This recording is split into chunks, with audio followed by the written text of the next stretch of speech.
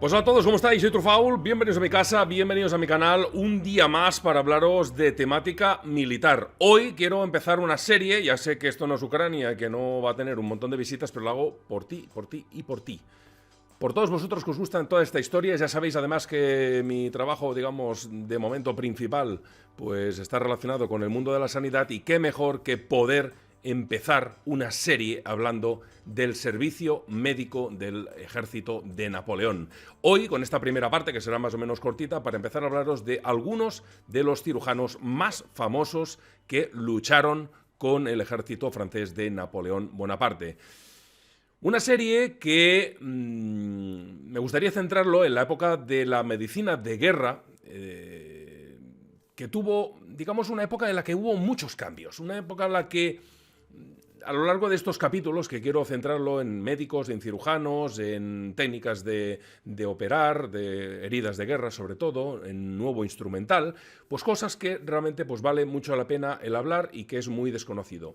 El servicio médico, al igual que la infantería, que la caballería y que la artillería, tuvo sus héroes. A lo largo de esta serie, como os digo, voy a hablaros de muchos de ellos. Pero, sin duda, el primero de ellos del que hay que hablar es de un tal Dominique Jean Larrey, 1766-1842, favorecido y patrocinado, como no, por Napoleón Bonaparte. De hecho, Napoleón, escribiría en su testamento que Larrey es el hombre más honesto y mi mejor amigo dentro del ejército que he tenido jamás.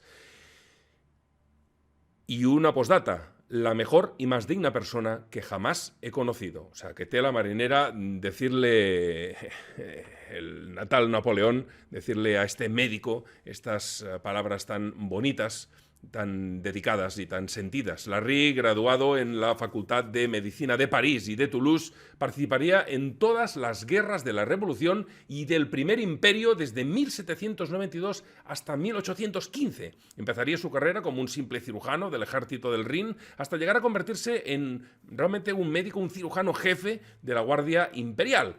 Era gascón de origen y estaba especialmente preocupado por su fama, probablemente, además, como muchos cirujanos, pues eso lo dejaría para la posteridad, ¿no? Porque escribió 4 volúmenes de memorias. Lo escribió todo. Y además de ser estos volúmenes, algo histórico en sí mismo, pues bueno, las fechas, vivencias de este soldado contienen muchos detalles que si no los hubiera apuntado, no hubiera transportado, digamos, este conocimiento al papel, pues sencillamente se hubieran perdido con su fallecimiento. Sin embargo, cabe señalar que a pesar de la tendencia que tenía a la jactancia y a la autopromoción, realmente fue un destacado cirujano de su época. Eso fue gracias a la enorme diferencia que tenía este señor con otros compañeros cirujanos que se dedicaban a ejercer su labor de cualquier manera, amputando sí o sí y por donde les daba la gana o donde a ellos les venía bien, sin pensar en el futuro del soldado, del paciente, causándole además un sufrimiento totalmente innecesario en ese momento y hasta el día de su muerte. Eso era gracias a que, bueno, pues es que este señor realizaba amputaciones en las articulaciones, desmembrando en lugar de cortar las extremidades. Gracias a ello, sus operaciones eran rápidas, eran certeras, costaban menos dinero al ejército a posteriori y, bueno, la verdad es que hemos de recordar que en esos momentos la anestesia prácticamente no existía. O sea que imaginaros el sufrimiento que podía ahorrar a un soldado este señor de operarle bien. Larrey acompañó a los soldados en Italia, en Egipto, en Austerlitz, en Preußen-Eylau y cerca de Friedland, en España, también en Rusia, también en Alemania y también en Waterloo, operando en cualquier condición, ya fuera con frío, con mucho calor, con lluvias torrenciales, que todo lo anegaban, o terrenos pantanosos llenos de mosquitos y moscas. Fue el que además inventó, por decirlo de alguna manera fácil, para que me entendáis, el concepto de ambulancia, gracias a las cuales era posible evacuar de forma rápida a los heridos del campo de batalla. Cuando me refiero a ambulancia, me refiero a unos camilleros pues, que llevaran a este señor o un carro pues, que pudiera transportar a diversos heridos a la vez. No es casualidad que gozara de enorme popularidad entre los soldados rasos que veían en él una de las figuras más legendarias del ejército de Napoleón Napoleón Bonaparte. Y cuando durante el cruzo del Berencina, cuando estaba cruzando el Berencina, tuvo que regresar a la orilla, que esto el Berencina es un río, ojo, pues tuvo que cruzar de nuevo a la orilla opuesta por sus instrumentos, bueno, parte de sus instrumentos quirúrgicos, y además que estaba completamente cansado, exhausto, no había dormido en 2 días y tenía que volver a cruzar y no podía más. Señores, en reconocimiento a su figura, a su buen hacer, los soldados lo transportaron de orilla a orilla del río, aproximadamente unos 40 metros, sin tocar el agua. Se lo fueron pasando los soldados uno a uno para que ni tan siquiera se mojara. Eso os lo puedo asegurar que, bueno, jamás ningún mariscal ni general a la orden de Napoleón recibiría tal honor a manos de las tropas.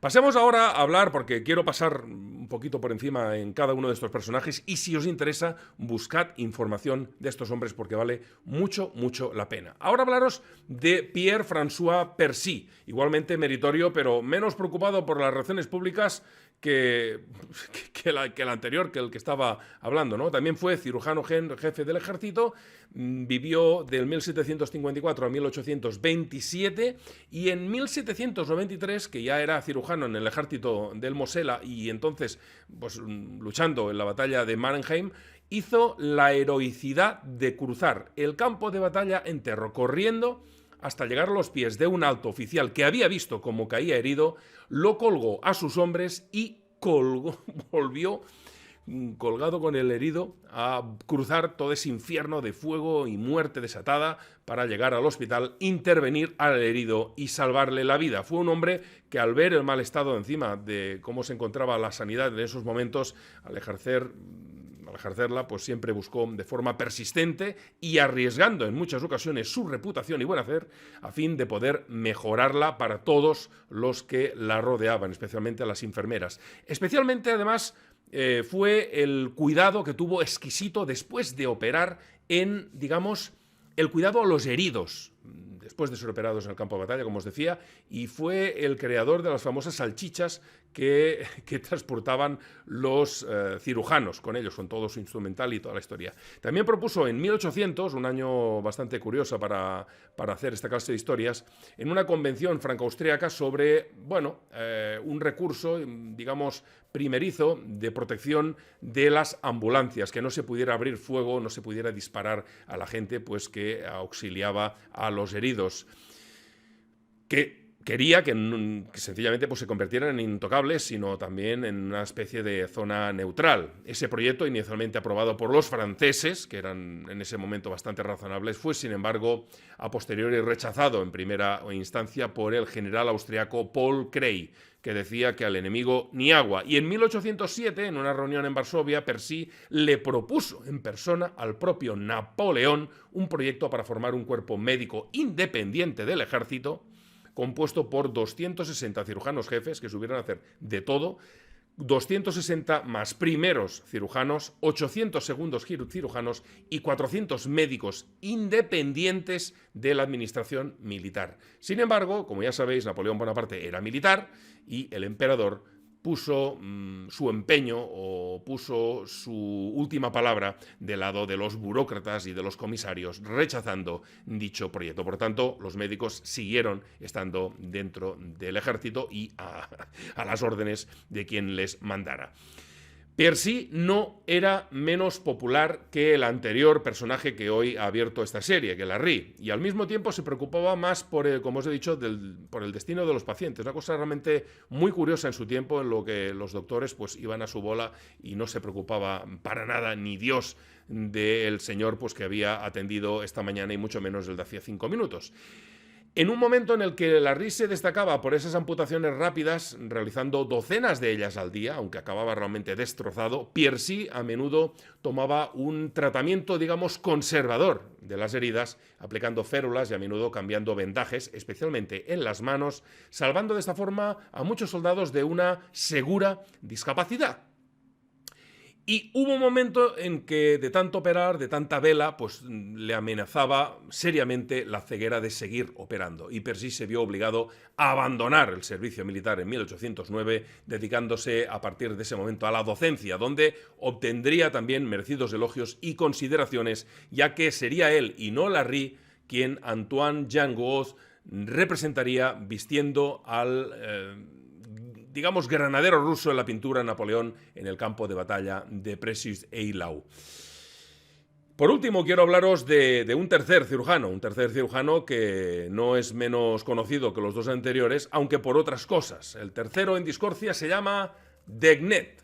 De los tres grandes, René Nicolas Degnet Dufriche, 1762-1837, desde 1807 fue el médico jefe del Gran Ejército. Estuvo en las campañas de Egipto y también de Siria y sería famoso por inocularse a sí mismo la peste de las heridas de un paciente a sí mismo, como os he dicho, a fin de animar a los soldados franceses que por aquel entonces estaban asediando Acre y se hallaban muy asustados por la propagación de esa peligrosa epidemia. Degnet también obtendría un reconocimiento histórico al negarse a cumplir la orden de Napoleón Bonaparte de envenenar, de matar con opio a los soldados que padecían la peste de Jaffa a fin de aliviar al ejército de la carga de estos soldados, de estos heridos y de sus gritos y lamentos. El mismo Degnet, ante la fila de soldados, inoculó también la viruela a su propio hijo para convencerlos a todos de que no era peligrosa con el debido tratamiento.